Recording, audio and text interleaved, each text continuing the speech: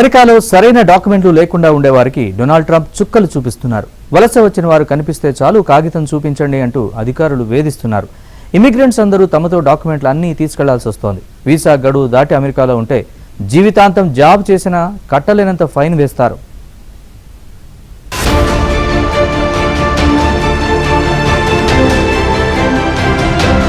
అమెరికాలో అక్రమంగా నివసిస్తున్న వారు తక్షణమే స్వతహాగా దేశం విడిచిపెట్టి వెళ్లాలని ట్రంప్ అధికార యంత్రాంగం మరోసారి హెచ్చరికలు జారీ చేసింది. విమాన టికెట్ సొమ్మును భరించలేకపోతే రాయితీ ఇచ్చేందుకు ఏర్పాట్లు చేస్తామని తెలిపింది. అమెరికాలో 30 రోజులకు మించి ఎక్కువ కాలం నివసిస్తున్న విదేశీయులు తప్పనిసరిగా ప్రభుత్వం వద్ద రిజిస్టర్ చేసుకోవాలని డిపార్ట్మెంట్ ఆఫ్ హోంల్యాండ్ సెక్యూరిటీ హెచ్చరికలు జారీ చేసింది. ఈ నిబంధనను ఉల్లంఘిస్తే నేరం కింద పరిగణించి అపరాధ రుసుము, జైలు శిక్షలు విధిస్తారు.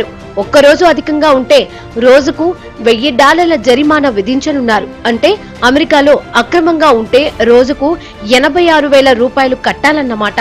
అంతేకాదు జైలు శిక్షను కూడా విధించే అవకాశం ఉంది.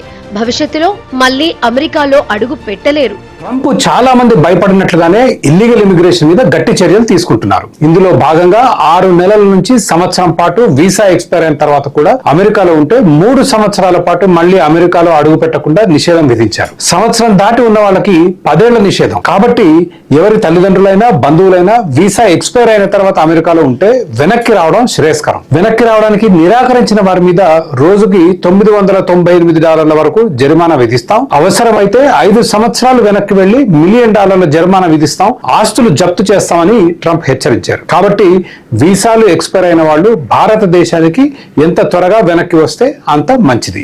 ఈ నిర్ణయం నేరుగా H-1B విద్యార్థి పర్మిట్లపై ఉండేవారికి వర్తించదు. కానీ సరైన అనుమతులు లేకుండా అమెరికాలో ఉండిపోయే వారికి వర్తిస్తుంది. ఎవరైనా H-1B వీసాపై వచ్చి ఉద్యోగం కోల్పోతే వారు నిర్ణీత సమయం దాటి అమెరికాలో ఉంటే మాత్రం చర్యలు ఎదుర్కోవాల్సి ఉంటుంది. విద్యార్థి H-1B వీసాదారులు అమెరికా చట్టాలు సూచించిన అన్ని నిబంధనలు ఖచ్చితంగా పాటించాల్సి ఉంటుంది. Wise guys that push people into subways and that hit people over the back of the head and that purposely run people over in cars. If he would take them, I'd be honored to give them. I don't know what the law says on that, but I can't imagine the law would say anything different. If they can house these horrible criminals for a lot less money than it costs us, I'm all for it. But I'd only do according to the law. But I have suggested that, why should it stop just at people that cross the border illegally? We have some horrible criminals, American grown and born. ఈ ఫైన్ల విధానాన్ని మానవ హక్కుల సంఘాలు తీవ్రంగా వ్యతిరేకిస్తున్నాయి. చాలా రాష్ట్రాలు ఈ చర్యను వ్యతిరేకిస్తున్నాయి. జరిమానాలు అమలు చేస్తే భారీగా ఫైన్లు చెల్లించాల్సి ఉంటుంది. ఒక్కో రోజు గడిచే కొద్దీ జేబులు ఖాళీ అవుతాయి. ఈ భారాన్ని భరించాలంటే మళ్లీ అప్పులు చేయాల్సి ఉంటుంది.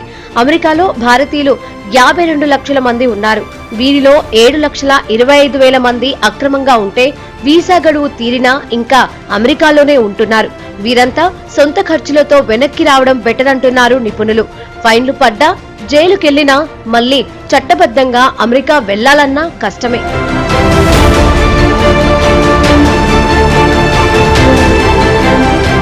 మరోవైపు అమెరికా వరుడు లేదా వధువును చేసుకుని అక్కడికి వెళ్లాలని ఆశించే వారికి ఇకపై కష్టాలు మొదలు కానున్నాయి. అమెరికా పౌరసత్వం లేదా గ్రీన్ కార్డు ఉన్నవారిని ఈ మధ్య కాలంలో పెళ్లి చేసుకున్న వారు గతంలోలా తేలిగ్గా ఉండే ఇంటర్వ్యూలు, అనుమతుల సమయం ముగిసిపోయింది. అక్రమ వలసలపై దృష్టి పెట్టిన ట్రంప్ సర్కార్ ప్రతి కేసును సునిశితంగా పరిశీలించాలని నిర్ణయించింది. దీనికి తోడు వెయిటింగ్ పీరియడ్ ఉండనే ఉంది. అమెరికా పౌరుని జీవిత భాగస్వామి భారత్ లో ఉంటే స్థానిక కాన్సులేట్ అధికారుల ఇంటర్వ్యూను వారు ఎదుర్కోవాల్సి ఉంటుంది. దీన్ని కఠినతరం చేశారు. ఇప్పటికే భాగస్వామి కూడా అమెరికా H-1B వర్క్ వీసాపై ఉంటే మాత్రం గ్రీన్ కార్డుకు దరఖాస్తు చేసుకోవచ్చు.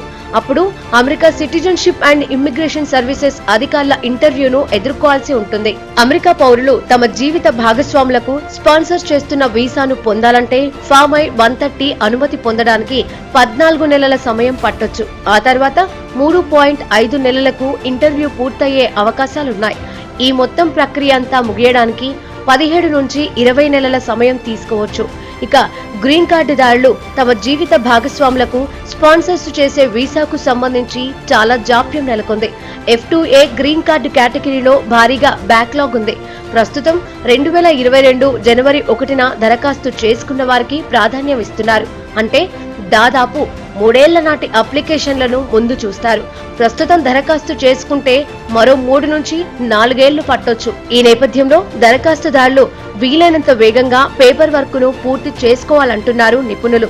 అన్ని ఆధారాలు ఇచ్చినా పెళ్లిళ్లకు సంబంధించి మరిన్ని ప్రూఫ్స్ కావాలంటున్నారు అమెరికా అధికారులు. ఇది మన వాళ్లకు ఇబ్బందికరంగా మారింది.